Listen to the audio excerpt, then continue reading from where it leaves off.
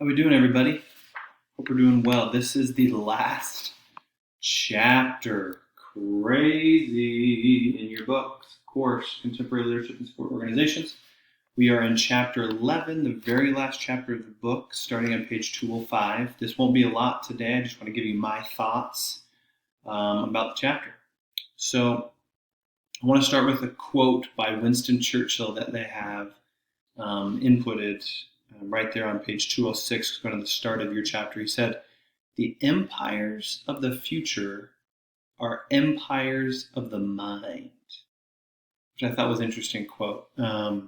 Essentially, this chapter is wrapping up everything that we've read about up until this point. And it's giving you some case studies, some real world case studies of everything that we've learned, chapters 1 through 10. How can you apply some of this newly acquired insight and knowledge into these case studies? That's what this chapter is. They talk about in the very first why this is important. So why the application of leadership skills is important. And they mention an acronym by some researchers. It's called VUCA.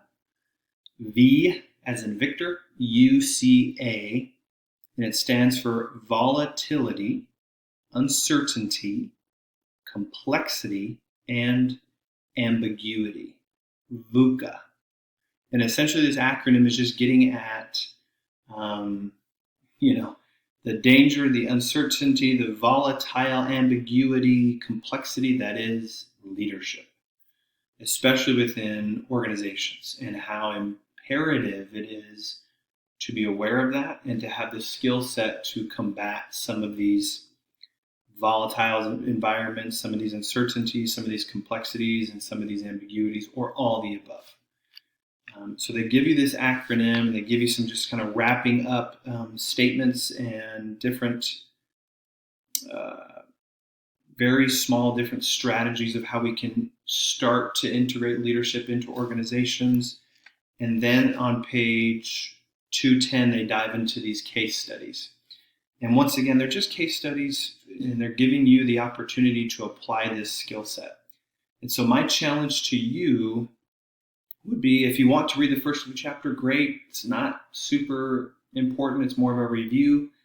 Go into the case studies. There's 5 of them, and read them over and answer some of the questions that they have presented, so that you can start to see how you would, as a leader or a future leader, how you would approach some of these volatile, complex, uncertain, and ambiguous situations and environments.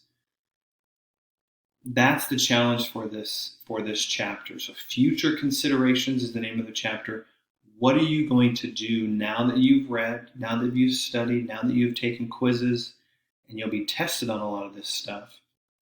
How can you actually apply it to your life? And so my challenge would be to either stop this recording now and read over these case studies, or just continue to watch this however you feel inclined. But think about, aside from these case studies as well, think about your own situation, whether you are a current leader or aspiring to be in some sort of leadership position, especially as it relates to sport.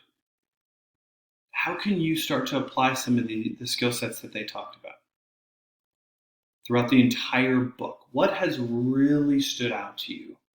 And I think we're going to have a discussion on this. This will be our last discussion, but what are some of your takeaways? And I mean, I strongly believe in theoretical model frameworks in higher education and gaining knowledge and reading, 100%. But I'm also a big believer in, okay, what does that look like in the real world, right? So in thinking about that, what does it look like in the real world? What would that look like for you? I think that's really important for this class and for every class that you're going to do. If you're not going to take at least 1 or 2 big nuggets or takeaways that you'll be able to apply to your specific setting, whether that's continuing higher education or in the professional world or even in your personal life. Why did you take the class? Why are you here? Well, it's a requirement and I needed it for graduation.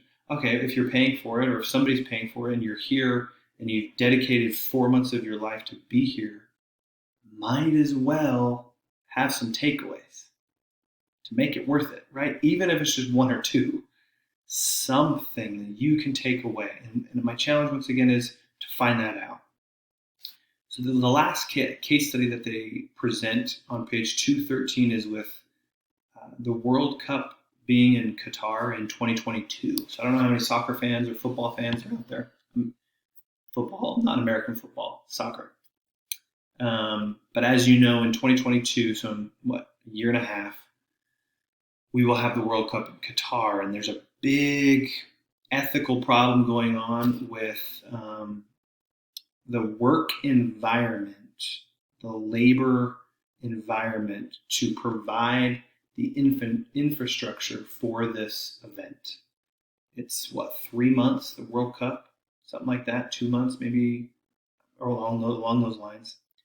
And apparently the working conditions, the labor conditions for a lot of the Qatari individuals, like building these stadiums and the infrastructure, or building places where the athletes can sleep and call home for 3 months, the labor is extremely unethical and hard, and they don't pay them enough, they don't feed them enough. The hours that they're working are extremely long. It's not an 8-hour day, it's like a 16-hour day. And so they present some of these questions. You're in this leadership position with FIFA or with the Qatar government or even a head coach for one of the teams that's going out there. What would you view, and these are some of these questions, what would you view as the most critical and pressing issue in this certain situation? What are some of the elements of emotional intelligence that might be useful in dealing with the situation? So we learned about emotional intelligence, I believe, in chapter 3.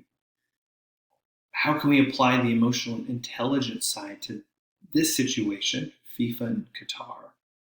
How would you deal with the conflict if it escalated into boycotts and riots like we've been experiencing here in the United States? And then the last one, are there other influential organizations or leaders that could be consulted or asked to contribute to potentially provide solutions? So these are different questions that one should be reflecting on and be aware of as a leader for a certain situation like this. And your situation could be much smaller, or probably is much smaller, but again, the important factor is to have the skill set to be proactive. So when this volatile, uncertainty, complexity, and ambiguity come to you as a leader, you're able to handle it or at least adapt, right? So these are some of the last points that they make for this chapter on page 214. They mention, the author, so Scott, David Scott, he mentions that he's optimistic about leadership, and especially as it really relates to sport. But in his opinion, the most important attributes that will require a leader to possess, we've already heard about these: intellect, educating yourself, strategy. Do you have a plan? Do you have goals? Do you have a path?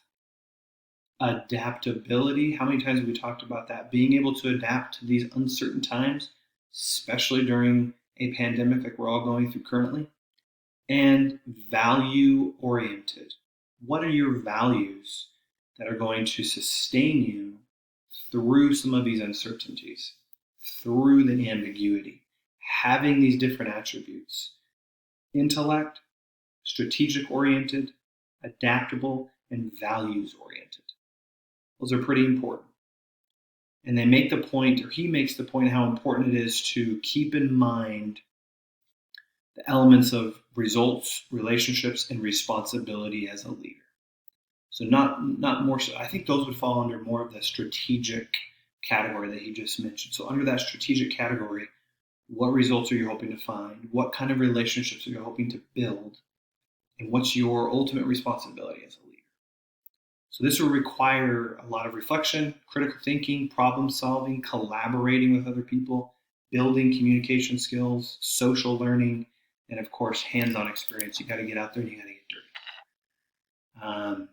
interesting stuff. But again, my main challenge with this particular chapter and with this video would be for you to go read the case studies within the book and then think of your own real world experience and how you can apply the concepts that are in this book.